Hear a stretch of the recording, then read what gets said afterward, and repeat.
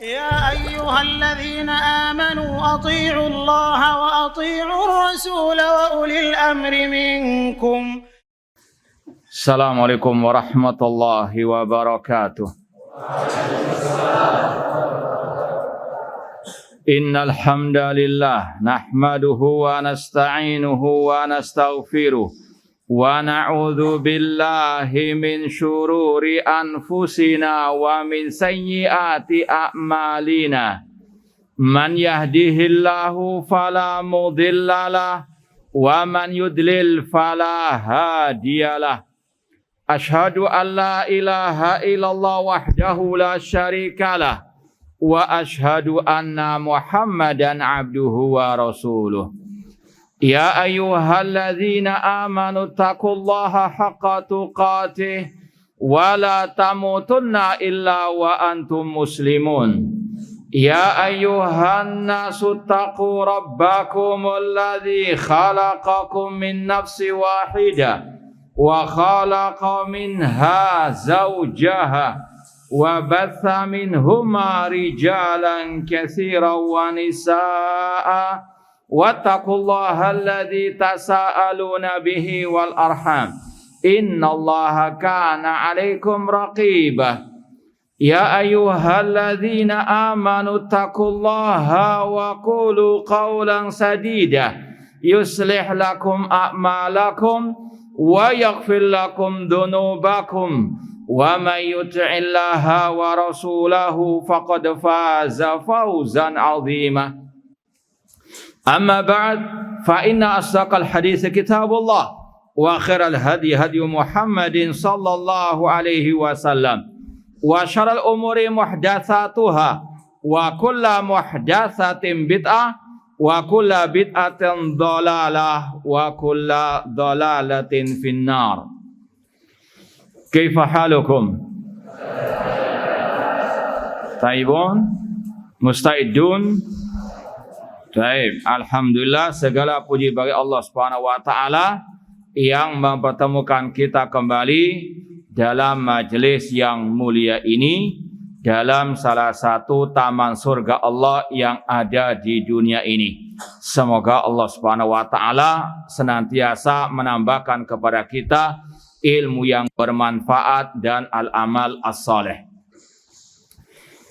Sekarang insya Allah kita akan mulai mengkaji kitab Ushulus Sunnah oleh Al-Imam Al-Hafidh Abdullah bin Az-Zubair bin Isa Al-Humaidi, atau ringkasnya Al-Imam Al-Humaidi rahimallahu ta'ala.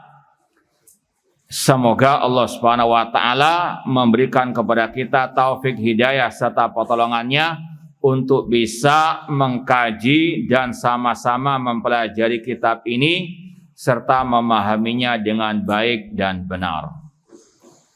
Ma'asal muslimin ikhwani fillah wa akhwati rahimani wa rahimakumullah. Mungkin yang mendengar kajian kita tadi malam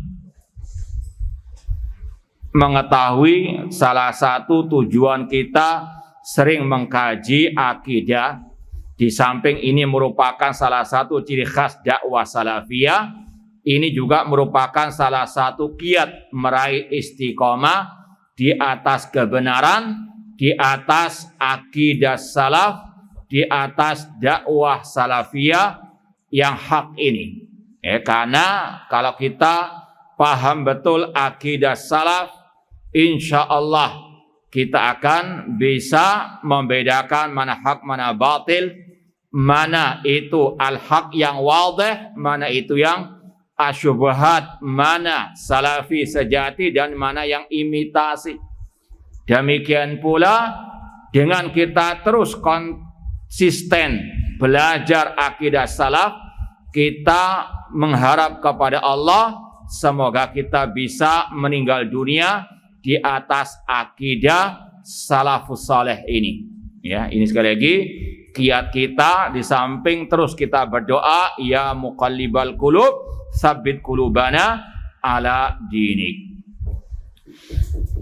Risalah Ushulus Sunnah ini termasuk warisan kitab akidah salaf yang sangat amat klasik, ya, karena penulisnya wafat tahun 219 Hijriah atau di abad ketiga Hijriah, yang mana ringkasnya beliau adalah murid dari Imam Asy-Syafi'i rahimahullah.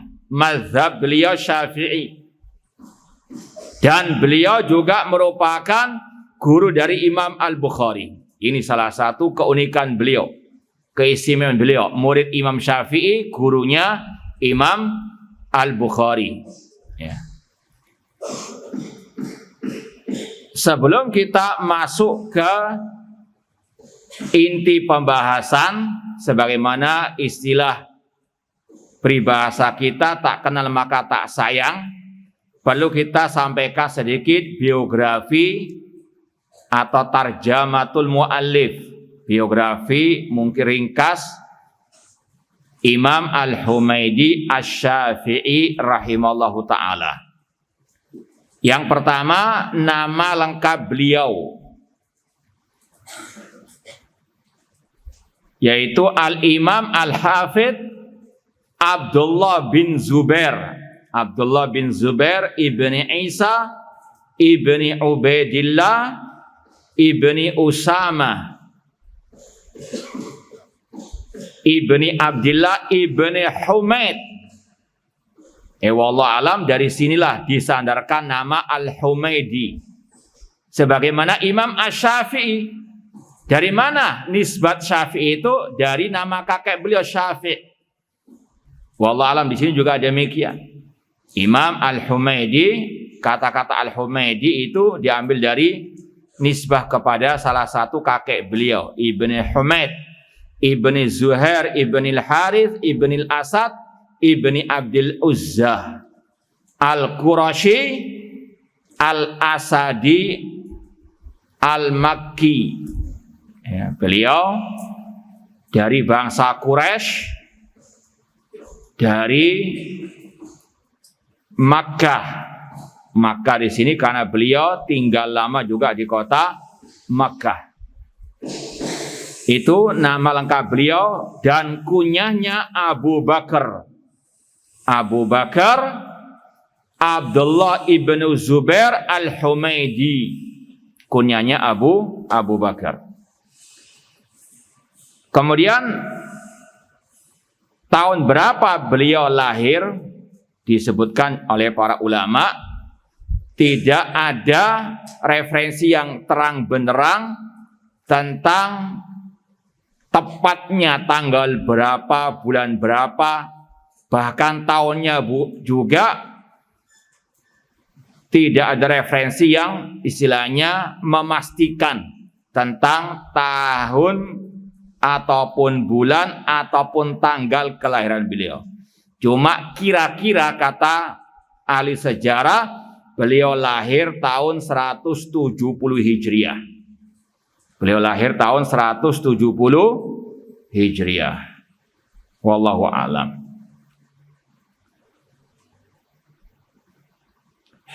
Kemudian disebutkan dalam biografi para ulama biasanya tentang perjalanan beliau dalam thalabul ilmi, belajar ilmu agama.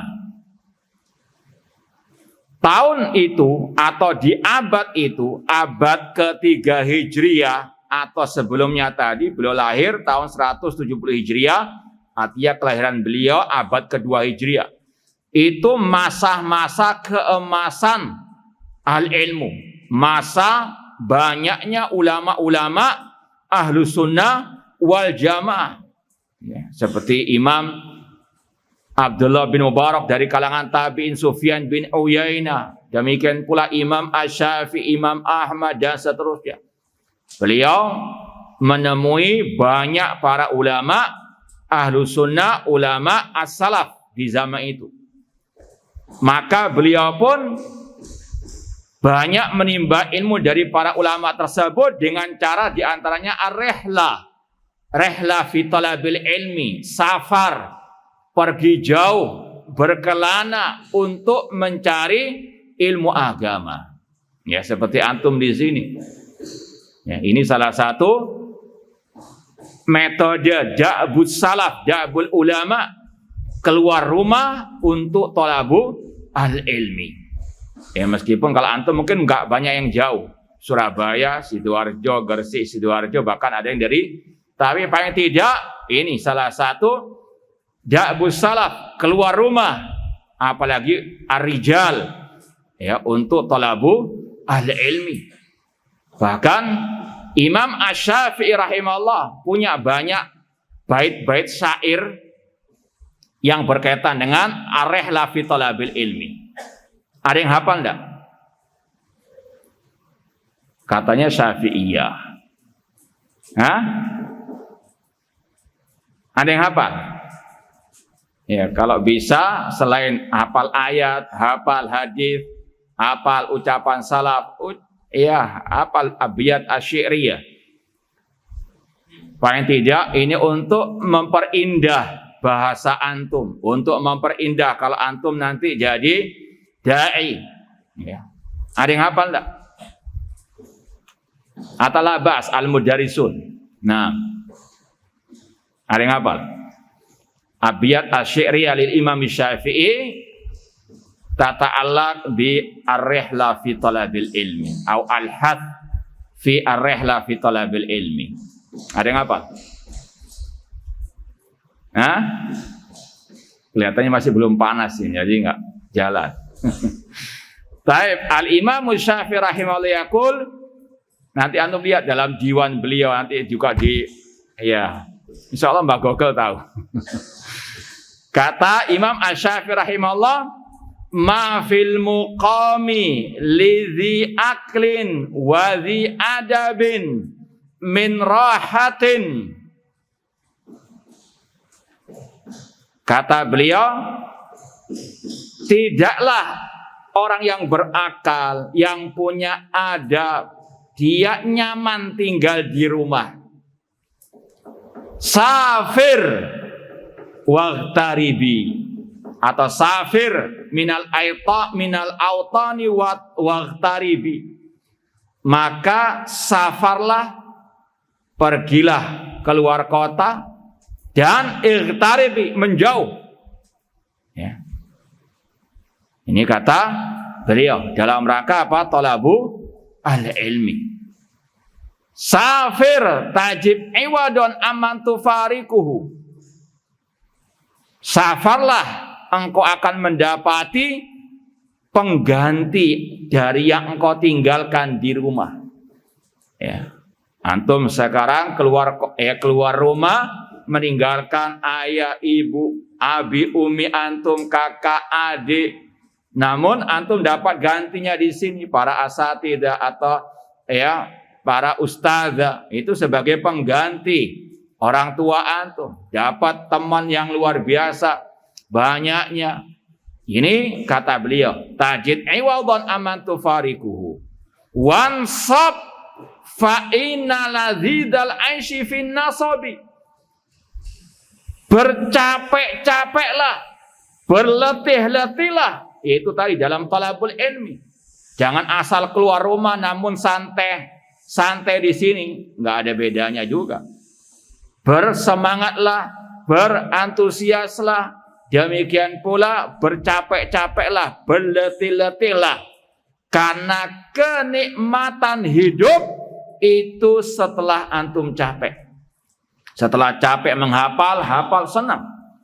Ya. Ini sekali lagi sebagaimana firman Allah, fa idza faraghta fansab. Ya, beramallah, bekerjalah, belajarlah. Ya. Bercapek-capeklah, berletih-letihlah dalam belajar, beramal soleh, karena kenikmatan hidup itu setelah apa? Capek tadi. Kemudian Imam Syafi'i mengatakan, inni ra'aitu wukufal ma'i yufsidu insala taba wa illam yajri lam yatibi. Aku melihat air kalau sedang menggenang diam, ya, itu akan merusaknya. Ya, pasti akan baunya nggak enak, nggak sedap, warnanya juga berubah. Ya. Inni ra'aitu wuqufal ma' yufsidu illami intab insala taba. Jika dia mengalir dia akan baik. Lihat sungai kalau mengalir airnya bersih. Illam yajri, jika tidak mengalir tidak akan baik. Itu perumpamaan thalibul ilmi kalau mendekam terus di rumah nggak akan baik. Harus apa? Keluar untuk cari apa? Ahli ilmu dari para ulama, tentunya ulama ahli sunnah wal jamaah. Ini diantara abiyat asy-syi'riyah Imam Asy-Syafi'i. Nanti antum lihat barangkali ada yang keliru dari hafalan anak ya, karena sudah lama ini, sejak lebih dari 20 tahun yang lalu ketika kita masih santri seperti antum ya. Kita ya harus betul-betul semangat menghafal. Selain yang paling penting al-faham awalan, itu yang paling penting, baru apa? Al-hifdz tsaniyan. Ya, kalau bisa menjamakan dua hal itu khair, suatu keberuntungan yang luar biasa. Namun yang paling penting al-faham as-sahih, man yuridillahu bi khairan yufaqihu fiddin. Namun kalau bisa ditambah dengan hafalan, ini insyaallah nurun ala nur, ya, kebaikan di atas kebaikan. Ada lagi bait syair beliau yang mirip dengan ini. Ada yang sudah panas? Ya, ada yang hafal? Nggak ada. Hah?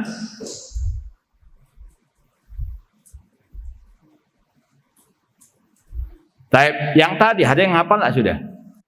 Baik, saya tahu.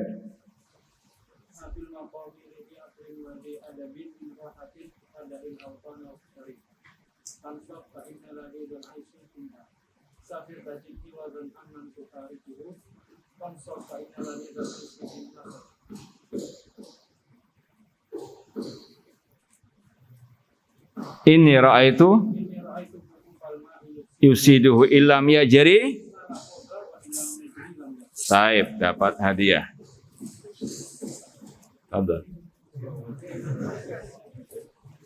Taib tenang, yang lain masih banyak insyaallah kesempatan. Taib persiapkan. Taib. Kita lanjutkan lagi di antara rehlanya Imam Al-Humaidi. Kata para ulama, rahala ma'asy-Syafi'i min Makkah ila Baghdad. Beliau pernah berguru kepada Imam Asy-Syafi'i sampai ikut ya safar bersama Imam Syafi'i dari Mekah ke kota Baghdad di Irak. Wa minha ila Misra. Ya. Beliau pun mengikuti Imam Syafi'i dari Baghdad ke Mesir, ikut terus gurunya. Luar biasa ya kesetiaan Imam Al-Humaidi rahimallahu taala. Walazamahu, mulazamah terus hatta mat, sampai Imam Syafi'i meninggal dunia rahimallahu taala. Ini sekali lagi menunjukkan bagaimana istilahnya kemuridan Imam Al-Humaidi. Betul-betul murid setia Imam Asy-Syafi'i dan mewarisi ilmu beliau, di antaranya masalah al-aqidah ini. Faraja ila Makkah yufti. Kemudian beliau pun kembali ke kota Mekah untuk mengajar, berfatwa bagi penduduk kota Mekah ila an mata biha, sampai Imam Humaidi meninggal di kota Mekah. Kemudian diriwayatkan Imam Syafi'i sendiri meriwayatkan tentang muridnya Imam Al-Humaidi, kana yahfad li Sufyan bin Uyainah asyrata alafi hadis. Kata Imam Asy-Syafi'i rahimahullah memuji muridnya yang setia ini, bahwasanya Imam Al-Humaidi menghafalkan hadis dari gurunya Sufyan bin Uyainah sebanyak 10.000 hadis. Kita 10 saja masih banyak lupa-lupa, ya kan? Ini 10.000 hadis dari riwayat siapa? Sufyan bin Uyainah. Jadi Imam Humaidi nanti akan disampaikan selain berguru kepada Imam Syafi'i, beliau juga berguru kepada Sufyan bin Uyainah. Taib, kita pindah ke syuyukhuhu. Ya, banyak guru-guru Imam Al-Humaidi yang kita sebut tadi, Sufyan bin Uyainah, demikian pula Qutaibah bin Sa'id yang kita mungkin atau antum yang ikut kajian hari Kamis kita pernah sebutkan kitab Al-Mukhtar fi Usuli Sunnah, itu ringkasan dari kitab Asy-Syariah, kitab Ta'wil Mukhtalifil Hadis oleh Qutaibah bin Sa'id rahimallahu ta'ala. Demikian pula di antara guru beliau tadi Imam Asy-Syafi'i rahimallah. Demikian pula guru beliau Waqi' bin Jarrah. Ini juga gurunya Imam Asy-Syafi'i. Demikian pula Al-Walid bin Muslim ad-Dimashq. Ini beberapa guru-guru beliau yang insyaallah masyhur di tengah-tengah ya antum sekalian. Adapun murid-murid Imam Al-Humaidi juga banyak ya. Di antaranya tadi siapa? Imam Al-Bukhari rahimahullahu ta'ala. Imam Bukhari muridnya Imam siapa? Al-Humaidi. Bahkan antum kalau ini di antara keunikan ya, kalau kita belajar hadis atau ruwatul hadis, ada namanya itu kayak tharaif, hal-hal yang unik ya. Di antaranya Imam Al-Humaidi adalah nama pertama yang disebut oleh Imam Bukhari di dalam Sahih Bukharinya di hadis yang pertama. Hadis apa itu? Hadis apa? Hadis pertama dalam Sahih Bukhari.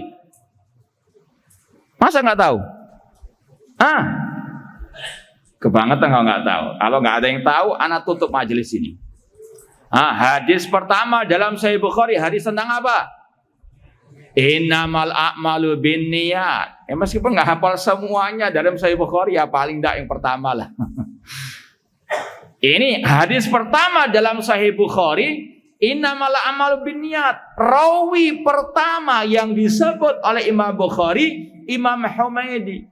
Haddatsana Al-Humaidi qala haddatsana Sufyan bin Uyainah qala haddatsana. Siapa yang bisa melanjutkan dapat hadiah. Ini karena sering dikaji dalam kitab Arba'in Nawawiyah, keunikan hadis innamal a'malu binniyat dari segi sanadnya. Ada yang hafal?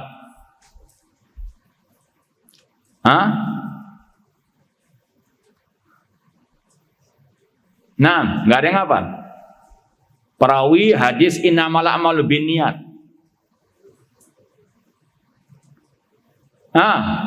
Itu kita sebut dua dari Imam Bukhari atasnya Imam Humaidi dari Sufyan bin Uyainah.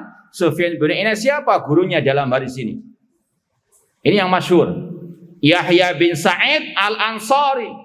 Yahya bin Sa'id Al-Ansari meriwayatkan dari Muhammad bin Ibrahim At-Taimi. Muhammad bin Ibrahim At-Taimi meriwayatkan dari Alqamah bin Qais, baru ke Umar bin Khattab radhiyallahu taala anhu. Ada yang hafal? Sudah kita sebut tadi. Imam Syafi'i saja kalau mendengar langsung hafal. Atau melihat langsung hafal.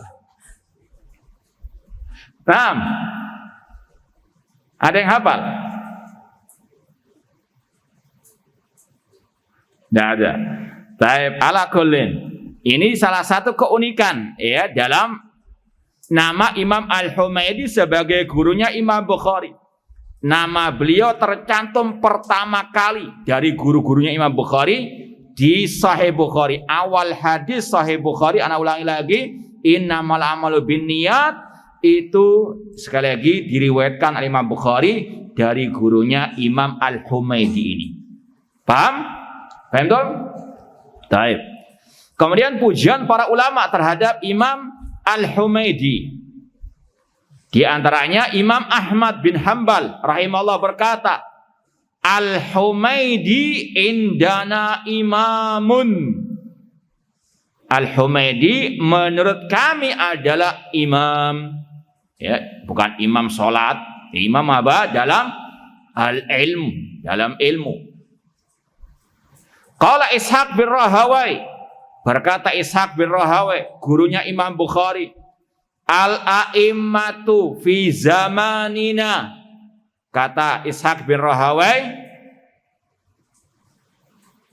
baik, ana tanya, apa salah satu keunikan nama Ishaq bin Rahawai kalau berkaitan dengan Imam Bukhari? Tapi yang nggak paham, angkat tangannya. Nah, terserah minal mudarisin atau minatullah, terserah. Yang penting minal ins. Ini barangkali ada jinnya. Nah, apa keunikannya? Kaitannya dengan tadi seperti Imam Humaidi. Ada yang tahu? Nggak ada yang tahu. Ishaq bin Rahawai, beliaulah yang memberikan inspirasi kepada Imam Bukhari untuk menulis kitab Sahih Bukhari. Paham? Iya, itu sekali lagi inspirasi menulis kitab Sahih Bukhari dari guru beliau namanya Ishaq bin Rahawai. Kata Ishaq bin Rahawai, imam ilmu di zaman kami yang pertama Asy-Syafi'i, kata Ishaq bin Rahawai. Yang kedua wal Humaidi wa Abu Ubaid Al-Qasim bin Salam. Kata Ishaq bin Rahawai, ada 3 imam di zaman kami. Imam Syafi'i, Imam Al-Humaidi, dan Imam Abu Ubaid bin Qasim As-Salam. Seperti di zaman kita ada 3 imam Ahlus Sunnah di abad ini. Syekh bin Baz, Syekh Albani, dan Syekh Muhammad bin Shalih Al-Utsaimin rahimahullahu ta'ala. Kemudian Imam Al-Bukhari, murid beliau, mengatakan tentang gurunya, Al-Humaidi imamun fil hadis. Imam Al-Humaidi adalah imam dalam ilmu al-hadis.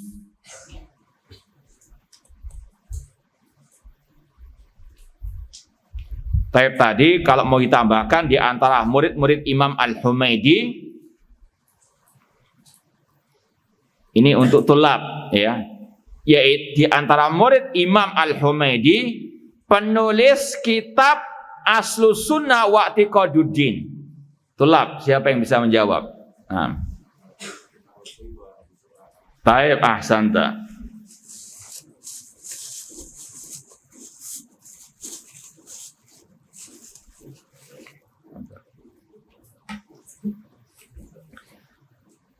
Imam Abu Hatim Ar-Razi dan Abu Zur'ah Ar-Razi juga termasuk muridnya Imam Al-Humaidi. Ini luar biasa, gurunya, muridnya, namun semuanya sama-sama di atas Al-Aqidah As-Sahihah. Kemudian yang terakhir, beliau wafat, Tufiya Al-Humaidi rahimahullah fi awailin nahar yaumal isnin min syarabil awal. Beliau meninggal hari Senin bulan Rabiul Awal tahun 219 Hijriah. Tahun 219 Hijriah. Berarti umur beliau berapa ketika meninggal? 219 dikurangi 170 berapa? Nah, guru matematika mana nih? Hah? 49, hampir setengah abad. Ya, masih muda sebetulnya rahimahullah ta'ala. Kalau Imam Asy-Syafi'i, usia berapa beliau meninggal dunia? 54, kurang lebih lah sama dengan muridnya. Ya, Imam Syafi'i meninggal tahun 204, lahir tahun 150. Jadi usia beliau 54 tahun. Ya, muridnya hampir 50 tahun. Rahimahumullahu ta'ala. Baik, sekarang kita masuk ke pembahasan inti kitab Usulu As-Sunnah. Al-Imam Al-Humaidi rahimahullah ta'ala memulai, ya ternyata tadi dengan Al-Basmalah, ini sudah sering kita lewati, ta'asyan bi kitabillah wa bi sunnati Rasulullah alaihi wasallam. Beliau mengatakan as-sunnatu indana as-sunnah menurut kami adalah sebagai berikut. Kalau dilihat sampai akhir pembahasan yang sesuai dengan apa yang ana pegang bukunya di sini hanya 10 poin saja. Ya, ini ringkas. Kitab Ushul Sunnah hanya 10 poin saja. Kalau yang ada di cetakan ana. Baik. Dimulai dengan al-iman bil qada'i wal qadar. Namun sebelumnya kita wajib memahami apa maksud as-sunnah. As-sunnah indana. Kita mau bacakan dari ucapan Imam Ibn Rajab Al-Hambali dalam kitabnya yang masyhur Jami' Ulum wal Hikam, ya.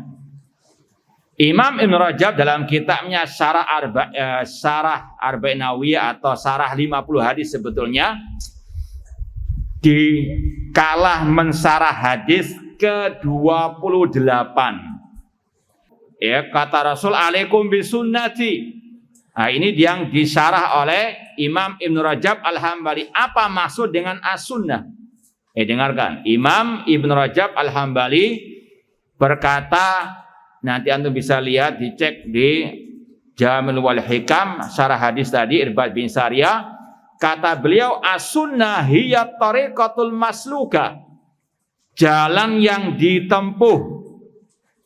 Itu secara bahasa, arti as-sunnah at-tariqatul masluka.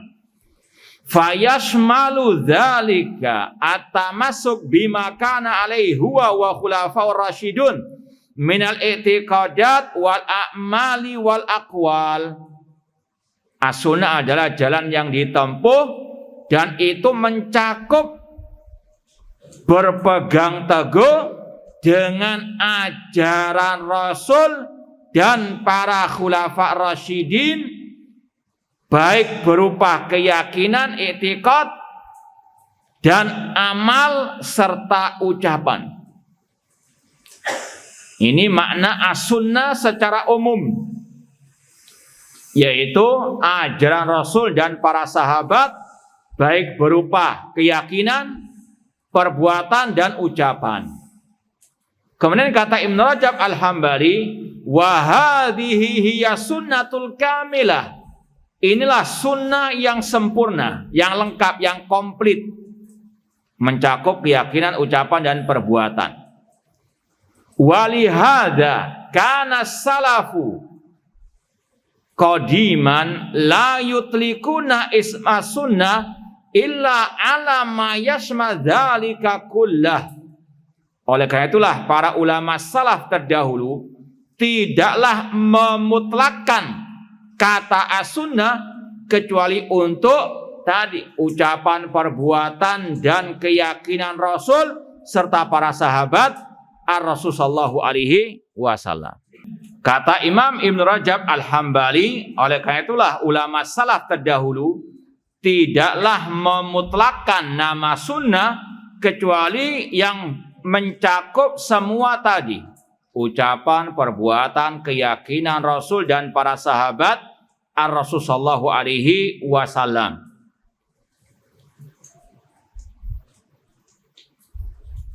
Taib, ana tanya ke antum, sebutkan salah satu hadis tentang keyakinan yang diajarkan oleh Rasul sallallahu alaihi wasallam. Contohnya apa hadisnya? Atau intinya, syahidnya dari hadis itu. Nah, hadis yang berkaitan dengan i'tiqad. Contohnya apa?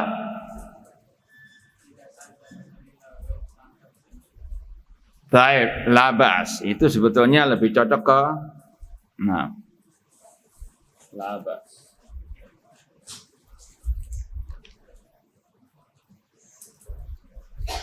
Karena idza sa'alta lebih kepada mungkin doa.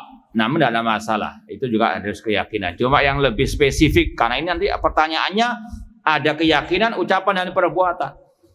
Contoh keyakinan atau amalan dalam hati. Apa contohnya yang lebih tepat? Nah, nah. Al-imanu bid'un. Ini masih panjang hadisnya itu. Ini berkaitan dengan tiga-tiganya. Kita mau yang lebih spesifik masalah keyakinan atau apa yang ada dalam hati. Nah, minatullah. Ya.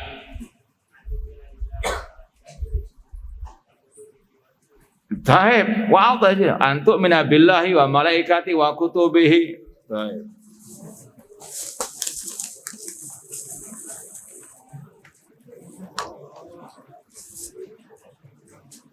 Baik, alhamdulillah laris manis. Bagi wahid adun. Baik, sekarang yang berkaitan dengan kaul, ucapan. Hadis yang berkaitan dengan ucapan. 6. Ayatullah. Nah, fa'alaha qaulu la ilaha illallah. Nah,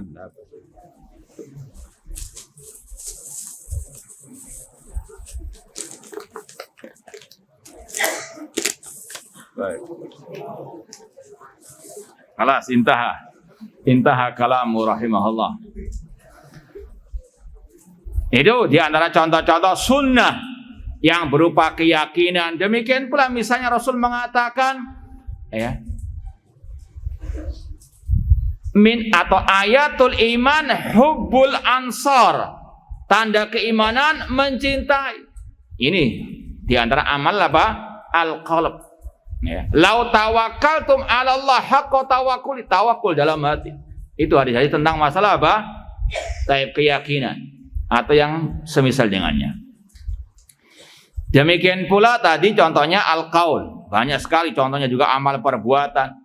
Kemudian Imam Ibnu Rajab Al-Hambali berkata, wa katsirun minal ulama al-mutaakhirin yakhussu isma sunnah bima yata'allaq bil i'tiqadati.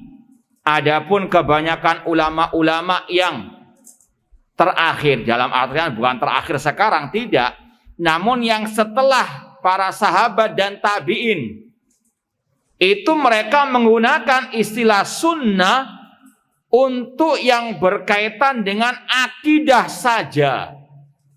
Ya, sekali lagi, kalau ini disebutkan juga oleh Imam Ibnu Rajab Al-Hambali, di antara yang menggunakan istilah sunnah untuk yang umum tadi, baik ucapan, keyakinan, perbuatan, seperti Al-Hasan Al-Basri, Imam Al-Auza'i, Al-Fudail bin Iyad.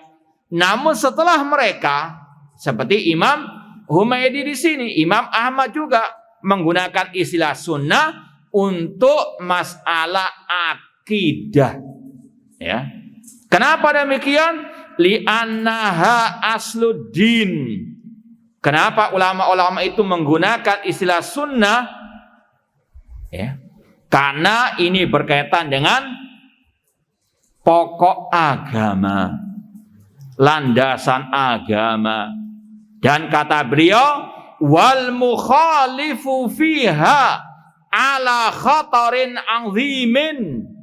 Dan karena yang menyelisihi masalah sunnah yang berkaitan dengan akidah itu di atas bahaya yang dahsyat. Ya, ini sekali lagi, kenapa kok dikhususkan istilah sunnah hanya untuk akidah?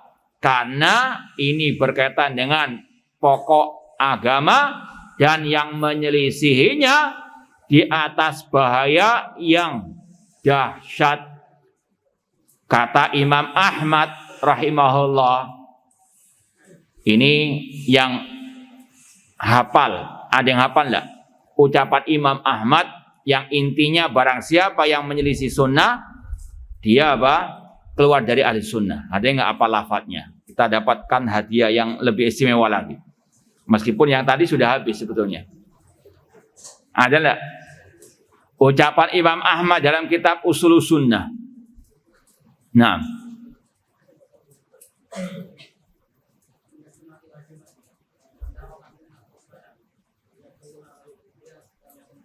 Taib ahsanta. Dapat fulus. Taib. Hat.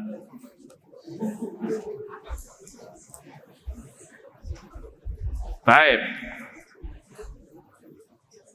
Ini sekali lagi arti wansab fa innal dzal aisifin nasab, setelah capek hafal dapat hadiah. Iya itu kata Imam Syafi'i, wansab bercapek-capeklah jangan dalam belajar karena faedahnya luar biasa. Namun ini sekedar motivasi saja ya. Namun intinya wal akhiratu khairun wa abaqah. Tapi yang lain ana rasa karena keikhlasannya dia nggak mau menjawab. Baik, ala kullin, kata Imam Ahmad bin Hanbal dalam kitab Ushul Sunnah, wa minas sunnatil lazima allati man tarakaha wa lam yakbalha wa yu'min biha laisa min ahliha. Kata Imam Ahmad, di antara as-sunnah, ini yang dimaksud tadi, sunnah yang berupa asluddin, pokok agama, berkaitan dengan usulul akidah.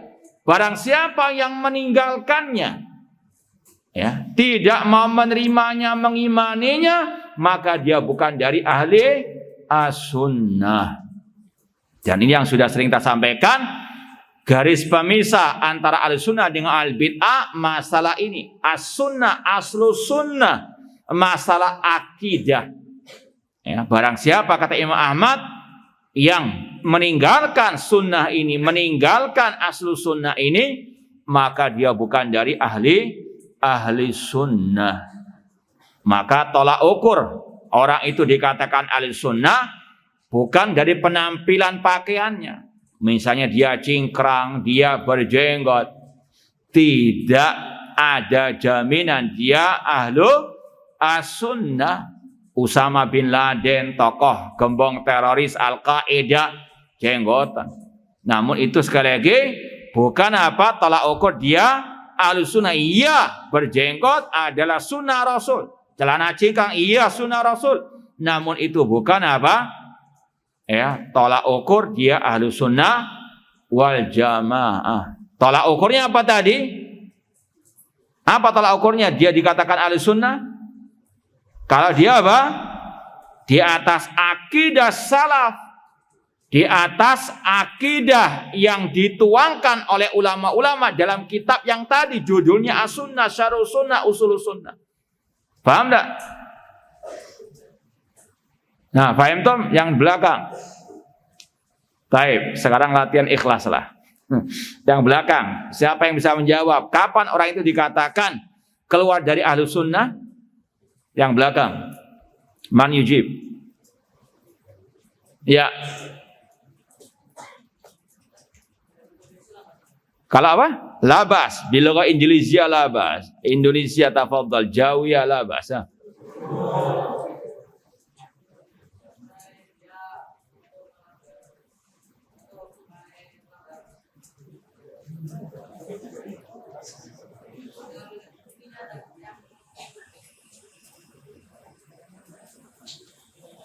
Nah, kalau memang ikhlas itu berat. Baik. Kalau melanggar apa? Prinsip as-sunnah, yaitu akidah salaf yang sekali lagi tertuang dalam kitab-kitab yang judulnya tadi Ushul Sunnah, Aslu Sunnah yang berkaitan dengan akidah as-salaf. Ya, maka sekali lagi jangan menilai orang itu di atas al-sunnah, di atas sunnah, ya, sampai kita tahu tidak ada penyimpangan dalam masalah al-aqidah. Nah, kata Imam Al-Humaidi rahimahullah, as-sunnah indana, as-sunnah menurut kami. Jadi di sini as-sunnah artinya al-aqidah atau prinsip akidah. Kalau Imam Ahmad dengan istilah usul sunnah indana, namun sama intinya. Yang pertama kata beliau, an yu'minar rajulu bil qadari khairihi wa syarrihi, hulwihi wa murrihi. Untuk dia beriman dengan takdir yang baik dan yang jelek, yang manis dan yang pahit. Ini sebagaimana dalam hadis Jibril, akhbirni anil iman an tu'mina billahi wa malaikatihi wa kutubi wa rusulihi wal yaumi al akhir wa an tu'mina bil qadari khairihi wa syarrihi. Ini hadis pertama dalam Sahih Muslim. Dan ini sebetulnya dibawakan oleh Imam Muslim juga berkaitan dengan iman kepada takdir. Ya. Siapa yang bisa menyebutkan sebab ya urutnya hadis ini atau afan? Sebab disebutkannya hadis ini oleh Abdullah bin Umar. Nah, siapa namanya?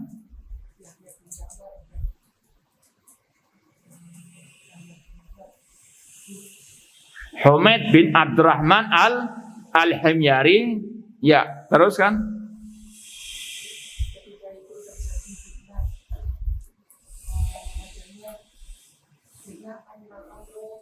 Kelompok Qadariyah yang mengatakan annal amra unfun wa alla qadar. Ahsanta, jazakallah khair. Insyaallah wal akhiratu khairun wa abqa. Nah, karena hadiahnya sudah. Baik. Rasul SAW sekali lagi ketika ditanya oleh Jibril apa itu iman, beliau menyebutkan 6 rukun iman, di antara iman kepada takdir. Hadis ini disebutkan oleh Abdullah bin Umar dari riwayat ayahnya Umar bin Khattab karena ada kisah 2 orang tabi'in yang bernama Yahya bin Ya'mar dan Humaid bin Abdurrahman. Mereka ini dari Basra, dari Irak, datang ke kota Madinah atau Mekah untuk haji atau umrah, dan mereka ketemu dengan Abdullah bin Umar. Mereka pun curhat, minta fatwa kepada Abdullah bin Umar tentang kelompok namanya Al-Qadariyah yang dipimpin, dipelopori oleh Ma'bad Al-Juhani yang memiliki keyakinan annal amra unfun wa alla qadar, bahwasanya Allah tidak mengetahui sesuatu sampai terjadinya sesuatu itu. Alias mereka menuduh Allah jahil. Na'udzubillah min dzalik. Kemudian kata mereka, Allah tidak mentakdirkan apapun dari perbuatan hamba. Maka Abdullah bin Umar pun dengan tegas dan keras mengatakan, idza laqitumuhum fa akhbiru anni bari'un minhum wa hum bura'un minni. Kalau kalian bertemu dengan mereka, sampaikan aku Abdullah bin Umar berlepas diri dari mereka dan mereka pun berlepas diri dariku. Fawaladi nafsi biyadi, demi Allah yang jiwaku ada di tangannya. Lau anna ahadahum anfaqa misla udin dahaban ma qabidallah hatta yu'mina bil qadar. Seandainya salah seorang di antara mereka menginfakkan 1 gunung Uhud emas, tidak akan diterima oleh Allah sampai beriman dengan takdir. Kemudian Abdullah bin Umar baru membawakan riwayat yang dikenal dengan hadis apa? Jibril. Jadi hadis Jibril itu masih ada ceritanya, kisahnya. Antum lihat di sekali lagi awal hadis Sahih Muslim. Jadi kalau Sahih Bukhari, hadis pertama tentang apa? Innamal a'malu binniyat. Hadis pertama dalam Sahih Muslim, hadis tentang itu hadis Jibril, namun ada kisahnya tadi yang intinya bantahan Abdullah bin Umar terhadap kelompok Al-Qadariyah. Ma'asal muslimin ikhwani fillah wa akhwati rahimani wa rahimakumullah, beriman kepada takdir yang baik dan yang jelek, yang manis maupun yang pahit. Ini sebagaimana kata Rasul tadi, antuk minabil qadari khairihi wa syarrihi. Kata para ulama, iman kepada takdir ada 4 kandungannya, 4 tingkatannya. Yang pertama, mengimani ilmunya Allah. Mengimani tentang ilmunya Allah. Allah mengetahui apa yang telah terjadi, apa yang sedang terjadi, apa yang akan terjadi, apa yang tidak terjadi, seandainya terjadi bagaimana kejadiannya. Alima makana wa ma yakunu wa ma lam yakun law kana kaifa yakun. Allah bikulli syai'in alim. Ini diantaranya untuk membantah kelompok Qadariyah tadi yang menuduh Allah tidak tahu sebelum terjadinya sesuatu. Dalil tentang ilmunya Allah sangat amat banyak sekali. Allah berfirman, kalau tidak salah dalam surat Al-An'am ayat 59, wa indahu mafatul ghaibi la ya'lamuha illa huwa wa ya'lamu ma fil barri wal bahri wa ma tasqutu min waraqatin illa ya'lamuha wala habbatin fi dhulumatil ardi wala radbin wala yabisin illa fi kitabin mubin. Allah mengatakan di sisi Allah lah perbendaharaan hal-hal yang gaib. Tidak ada yang tahu kecuali Allah Subhanahu wa taala. Dan Dia Allah mengetahui apa yang di daratan dan di lautan, apa yang jatuh dari pepohonan. Indah wa indah ma fatul ghaibi la ya'lamu illa huwa wa ma tasqutu min waraqatin illa ya'lamuha wa la habbatin fi dhulumatil ardi wa la radbin wa la yabisin illa fi kitabin mubin. Ya, semuanya diketahui oleh Allah Subhanahu wa taala, la takhfa alaihi khafiyah. Yang kedua, mengimani catatan takdir, al-iman bil kitabah. Mengimani catatan takdir.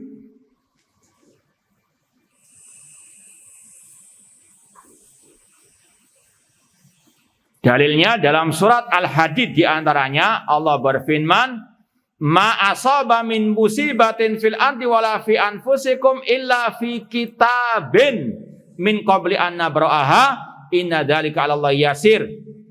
Tidaklah musibah menimpa diri kalian dan yang menimpa di atas muka bumi kecuali fi kitab, ada dalam catatan, yaitu di Lauhul Mahfuz. Ini kalau tidak salah surat Al-Hadid ayat ke-20-an. Nanti lihat mushafnya. Al-Hadid ayat 20-an. Demikian pula dalam hadis Rasul, beliau bersabda, innallaha kataba maqadiral khalaiq qabla an yakhluqas samawati wal arda bi khamsina alfasana. Allah mencatat takdir makhluk 50.000 tahun sebelum penciptaan langit dan bumi. Ini sekali lagi yang wajib diimani, catatan takdir. Dan kata para ulama ada beberapa istilah catatan takdir. Yang tadi di Lauhul Mahfuz namanya al-kitabatu al-amah. Catatan takdir secara umum mencakup semua makhluk, baik manusianya, jinnya, malaikatnya. Demikian pula dengan tumbuh-tumbuhan, binatang, semuanya komplit di Lauhul Mahfuz. Innallaha kataba maqadiral khalaiq qabla an yakhluqas samawati wal arda bi khamsina alfasana. Kemudian catatan yang kedua, al-kitabah al-umriyah, catatan takdir sepanjang umur manusia, yang tercantum dalam hadis Abdullah bin Mas'ud yang dicantumkan dalam Arba'in Nawawiyah juga. Inna ahadakum yujma khalqu fi batni ummi arba'ina yawman nutfatan tsumma yakunu alaqatan mithla dzalik tsumma yakunu mudghatan mithla dzalik tsumma yursalul malak fayanfukhu fi ruh wa yu'mar bi arba'i kalimat bi katbi rizqi wa amalihi wa ajri wa syaqiyun aw sa'id. Ini catatan takdir al-umriyah. Catatan takdir yang berkaitan dengan setiap manusia ketika di rahim ibunya. Yang ketiga, al-kitabatu al-hauliyah. Catatan takdir selama setahun lamanya. Yaitu catatan takdir ketika malam Lailatul Qadar. Seperti yang Allah firmankan dalam surat Ad-Dukhan, ayat-ayat yang awal-awal itu, yang ketiga, keempat. Inna anzalnahu fi lailatin mubarakah, inna kunna mundirin, fiha yufraqu kullu amrin hakim. Sesungguhnya kamilah yang menurunkan Al-Quran di malam Lailatul Qadar. Kamilah yang memberikan peringatan. Dan di malam itulah Yufraku kullu amrin hakim. Kata ulama tafsir dari Abdullah bin Abbas, para tabi'in mentafsirkan yaitu catatan takdir di lahul atau di malam Lailatul Qadar. Itu catatan takdir selama setahun lamanya. Dan catatan takdir ini nggak bertentangan dengan yang di lahul mahfud. Ini hanya perinciannya saja. Kalau yang di lahul mahfud itu yang umum, mencakup semua makhluk. Ya, catatan umriyah, catatan al-hauliyah ini sama dengan yang di lahul mahfud, cuma ini perinciannya. Demikian pula ada al-kitabatul yaumiyah, catatan takdir selama setiap harinya. Kulla yaumin huwa fi sya'an. Di antaranya yang dicatat oleh para malaikat. Wallahu ta'ala a'lam. Kita tambahkan sedikit lagi. Yang ketiga berkaitan dengan al-masyiah, kehendak Allah. Ya, tingkatan iman kepada takdir yang ketiga, al-masyiah, kehendak Allah. Wa ma tasyauna illa an yasya'allahu rabbul alamin. Wajib kita meyakini semua yang terjadi karena kehendak Allah. Masya'allahu kana wa ma lam yasha' lam yakun.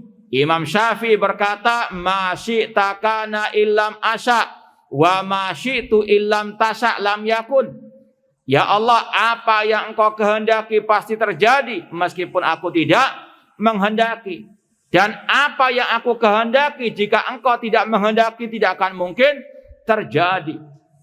Seorang hamba, kata para ulama, kalau beriman kepada takdir, tenang hatinya. Tidak ditimpa stres gundah gulana terus. Karena apa yang terjadi, entah dari musibah malapetaka, hal-hal yang tidak menyenangkan, semua dengan takdir Allah. Namun kita harus husnudzon kepada Allah. Yakini di balik musibah pasti ada banyak hikmahnya. Ya. Wajib untuk kita apa? Husnudzon kepada Allah.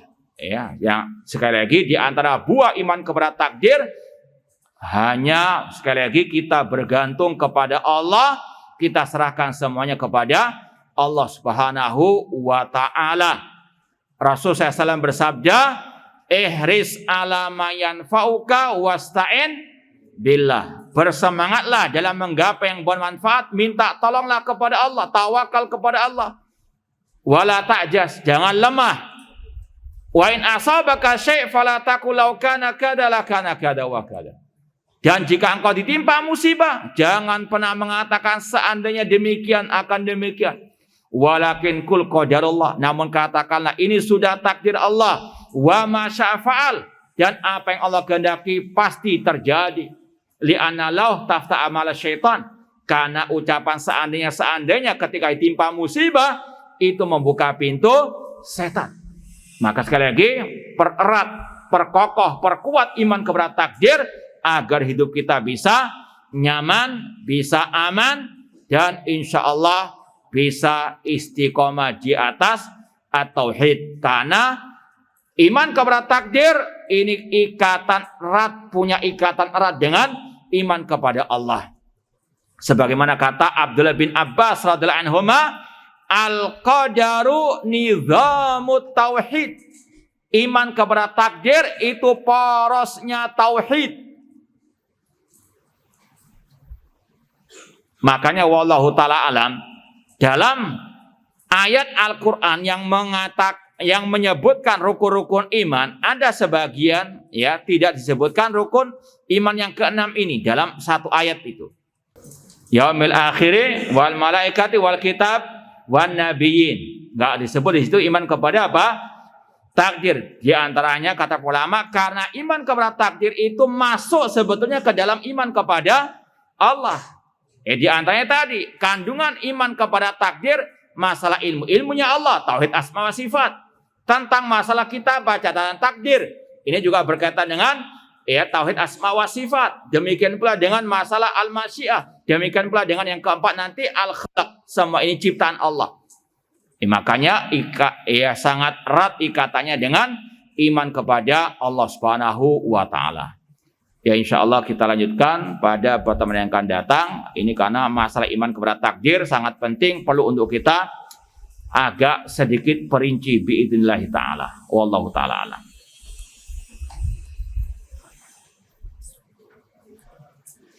Ada pertanyaan, apa kitab yang bisa dijadikan rujukan dalam asma wa sifat? Di antaranya tadi kitab-kitab ulama salaf ini semuanya rujukan dalam tauhid asma wa sifat. Apalagi untuk membantah kelompok alil bid'ah. Kalau antum pakai ulama-ulama yang sekarang, karangan ulama, mungkin bisa dikatakan ini ulama kalian kan? Namun kalau antum pakai kitab-kitab ulama salaf seperti ini, kitab Imam Al-Humaydi ada pembahasan tauhid asma wa sifat. Demikian pula Imam Al-Muzani tentang Allah fis sama. Ini diantaranya. Kitab-kitab ulama salaf tentang akidah, referensi dalam masalah tauhid asma wa sifat. Tapi kalau yang dimaksud khusus pembahasan tauhid asma wa sifat, kita sudah pernah sampaikan, yang sudah kita ajarkan Al-Qawaidul Al-Muslah. Ini sangat amat penting. Bahkan mungkin perlu untuk antum ulang lagi pelajaran itu. Demikian pula kitab akidah Al-Wasithiyah. Itu yang paling istilahnya standar lah. Kalau antum mau paham yang benar tauhid asma wa sifat, di antaranya kitab Al-Aqidah Al-Wasithiyah. Wallahu taala alam.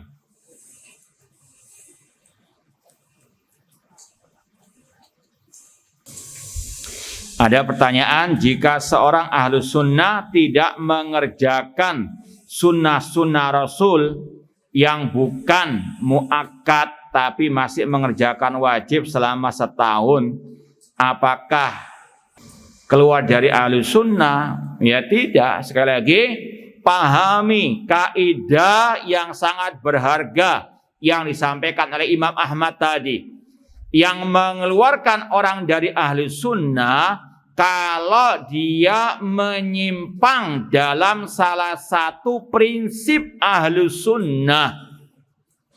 Seperti tadi masalah iman kepada takdir, seperti masalah mengkudeta pemimpin kaum muslimin, dan yang semisal dengannya. Ini baru orang itu keluar dari ahli sunnah wal jamaah. Kalau kita ringkas, dan ini sudah sering kita sampaikan, kesalahan itu tidak satu tingkat. Yang pertama, kesalahan yang mengeluarkan dari Islam. Kalau dia jatuh ke dalam pembatal keislaman.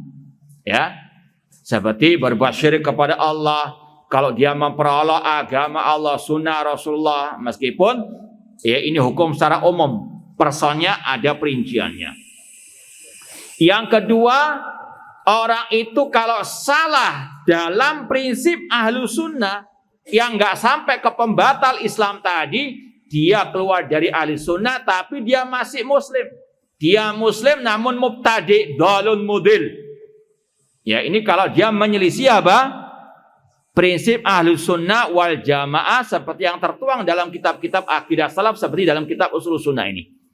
Kalau dia menyimpang, melanggar, keluar dari salah satu prinsip ahli sunnah, prinsip akidah salaf.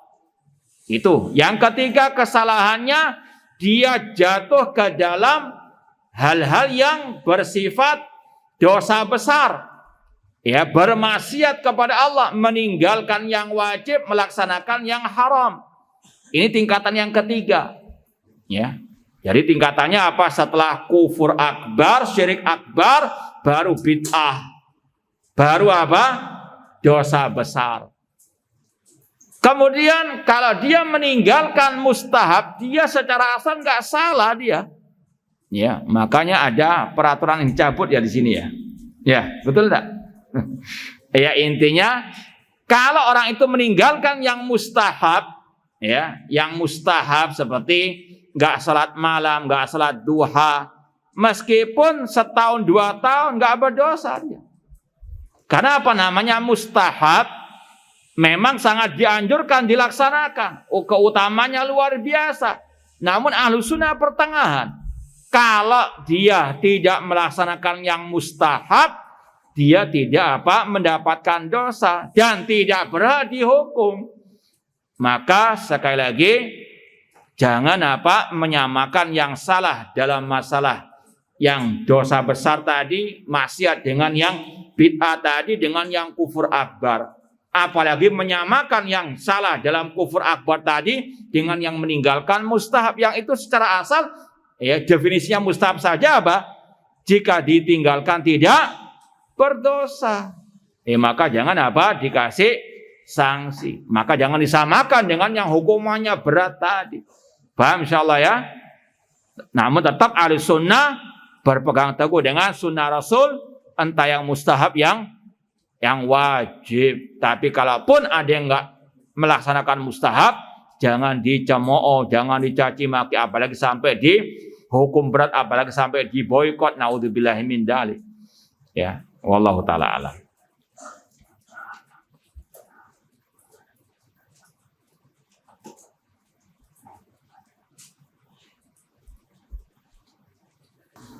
Ada pertanyaan, apa bantahan bagi orang yang berkata boleh kita minta doa ke wali karena wali mempunyai banyak jasanya?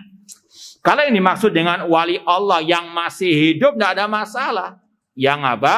Masih hidup, orang soleh yang masih hidup, termasuk tawasul yang apa? Dibolehkan. Sebagaimana kisah Umar bin Khattab radhiyallahu anhu ketika paceklik Rasul SAW sudah meninggal dunia. Umar bin Khattab tidak tawasul dengan Nabi Muhammad, namun tawasul kepada paman Rasul, Al-Abbas bin Abdul Muttalib, salah seorang wali Allah yang masih hidup di zaman itu, untuk berdoa kepada Allah. Boleh meminta apa? Doa kepada orang yang saleh yang masih hidup, yang kita masih bisa komunikasi dengannya. Tapi kalau tawasul kepada wali yang telah mati, maka ini hukumnya syirik kepada Allah, karena Allah sendiri yang menvonis syirik lewat firman-Nya surat Az-Zumar ayat ketiga, walladzina takhadu min dunihi auliya ma na'buduhum illa liyuqarribuna ilallahi zulfa. Dan orang-orang yang menjadikan sekutu-sekutu bagi Allah alias berbuat syirik, mereka mengatakan mana buduh, kami gak beribadah kepada yang kami ya keramatkan. Namun mereka hanya sekedar apa? Pemberi syafaat kami atau mendekatkan kami kepada Allah dengan sedekat-dekatnya. Allah vonis orang yang tawasul dengan yang telah mati dengan istilah tadi, walladzina takhadu min duni, berbuat syirik, menyekutukan Allah Subhanahu wa taala. Ini sekali lagi bantahnya dari ayat Az-Zumar ayat yang ketiga. Demikian pula dengan tadi dalil riwayat Umar bin Khattab. Beliau orang yang paling cinta kepada Rasul, yang sangat dekat kepada Rasul. Tapi setelah Rasul meninggal, tidak pernah sahabat tawasul kepada Rasul. Sebagaimana juga Umar bin Khattab tadi, ya, maka tidak boleh tawasul kepada yang telah meninggal dunia.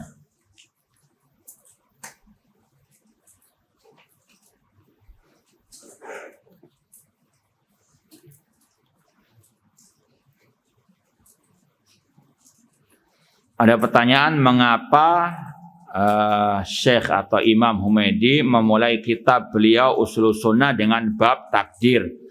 Wallahu ta'ala alam. Ini juga sama dengan yang dikatakan Imam Ahmad tadi, ya, memulai dengan minas sunnati al-lazima, kemudian beliau menyebutkan iman kepada takdir. Wallahu alam, karena pentingnya iman kepada takdir, karena itu juga mencakup bagian iman kepada Allah Subhanahu wa taala. Meskipun semuanya juga penting. Wallahu taala alam. Ya. Sebagian ulama terkadang tidak terlalu istilahnya memusingkan masalah tartib, ya. Terkadang apa yang penting disampaikan saja apa yang terlintas dalam benak mereka yang berkaitan dengan masalah al-aqidah. Ya, ada sebagian yang sekali lagi tidak terlalu memusingkan masalah tartib, urutan-urutan. Wallahu alam.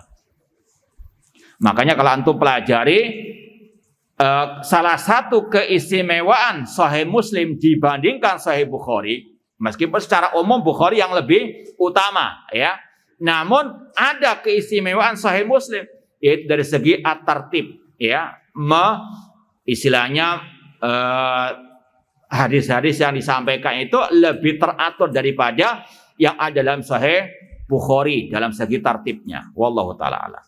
Atau lebih sistematis lah.